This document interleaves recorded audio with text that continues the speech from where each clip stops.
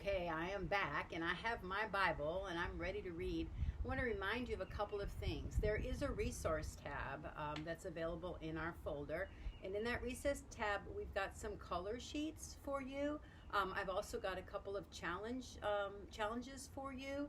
I'm going to talk to that at the end of this lesson as well, and I want to encourage you also to go ahead and make your own illustration. You should have a really like a whiteboard in your head right now. Nothing is in there as we begin to tell our story. And what I'm looking for is an illustration that you make of what do you see? What do you think that this would look like? And go ahead and illustrate our Bible story, and then I'll go ahead and upload those to our Google Drive folder, okay? So here's our story. It comes from Matthew 7, and it's verses 24 through 27. I'm going to read from our holy word, which is the Bible. This is a gospel, and this was Matthew who was reporting what he had seen. And it says, "Therefore," this is Jesus talking, "everyone who hears these words of mine and puts them into practice is like a wise man who built his house on the rock.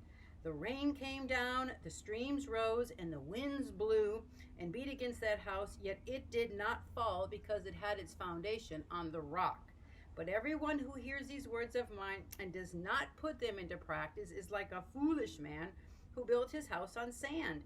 The rain came down, the streams rose, and the winds blew, and the heat again and beat against the house, and it fell with a great crash." So this is known as the parable of two builders. And what it's telling us is that if we build our lives on the foundation of Jesus Christ, we will be secure. And yet if we try to build on anything else, when difficulty comes, like that's what's happening in our world right now with all the concern for the coronavirus, if you don't have your life built on Christ, you're going to be like a man who builds a house on sand, and you're just going to be a little bit anxious, and that's not what we want to be. All right, the next verse I want to take you to is in Psalm, because it really has to do with this as well. This is similar to what you've heard me say before with regard to God hearing our prayers, and that is Psalm 120, verse 1. Here it is for you, right here. "I call on the Lord in my distress." That means when I'm in trouble, when I'm scared, when I'm worried, I call on the Lord in my distress and he answers me. It doesn't say sometimes or maybe or if he's in the mood. It means every time God will answer us. And that's part of what it means to build your life on Christ.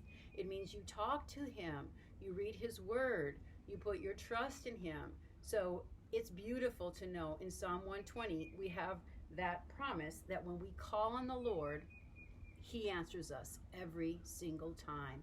And the other verse I want to bring your attention to is in Isaiah 26:4. Now I'm pretty sure we talked about Isaiah 26:3 because it's one of my favorite verses. And it talks about peace, that Jesus gives us peace.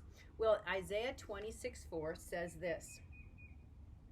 After giving peace, it says, "Trust in the Lord forever, for the Lord, it repeats twice, the Lord is the rock eternal," the rock. And so we talked about building our house on the rock or building our whole life on the foundation of Jesus Christ.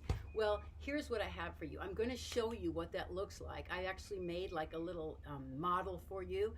But before I do that, I'm going to show you part of your challenge. And that is, I want to challenge you to go and on a walk and find a rock and then get a Sharpie and decorate it. Here's what I did with mine. I wrote Jesus and I made a bunch of hearts, and I just did that with a Sharpie. So you just go out and maybe find several different rocks that you might like, maybe a big one, maybe a colorful one, maybe a gray one. Write Jesus with a Sharpie, make sure it's okay with your mom, and then put some hearts on it, decorate it, and then maybe on the back, write April 2020. And that would be just a nice reminder for yourself that you're building your life on the rock of Jesus Christ. Now here's a challenge. Make two. Right now we can't go out of our houses, we can't go to school, we can't go places and see people, but we will. There's coming a day when you will get to. So I would encourage you, make 2 or 3 rocks, have 2 ready to give to somebody else. So when we can meet with other friends, you can give one to them and share with them the story about building your house, building your life on the rock of Jesus Christ. This is the rock that I made for my friend Kim. And I won't get a chance to see her probably until all of this coronavirus goes away.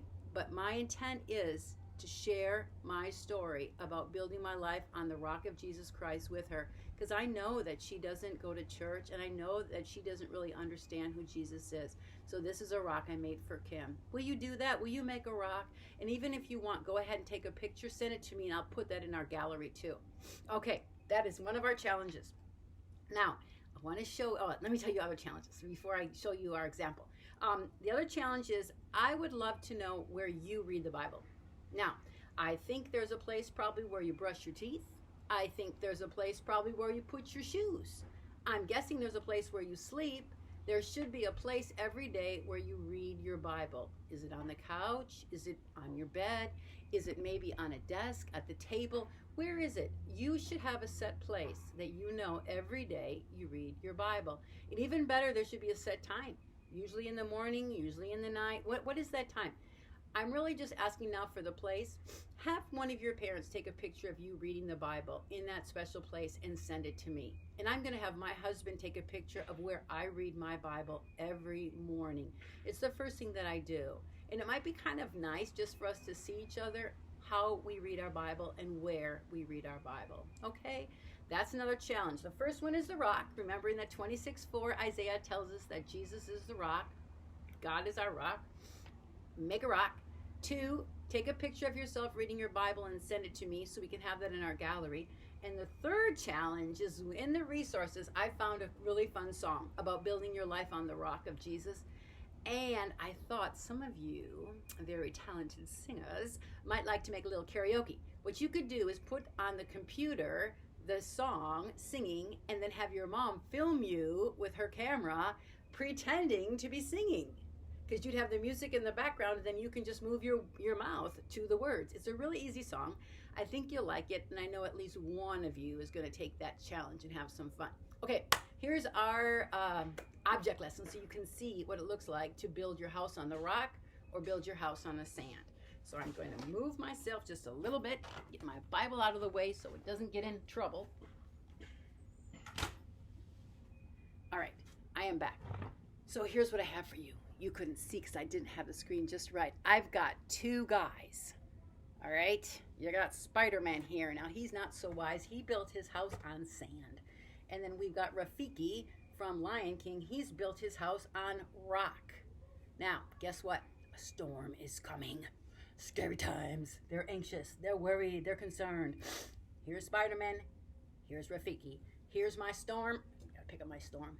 My storm is a big bunch of water with a big bunch of hail. And here it comes on Rafiki. You see what's happening to Rafiki? Do you notice his house? Is anything falling? Is he okay? Looks like it. But let's look at Spider-Man. What's happening to Spider-Man? Oh my goodness, do you see his house? His house is like gone. And here we have Rafiki. He's even going to get some hail. Oh my goodness, it looks to me like the house of Spider-Man is completely crumbled.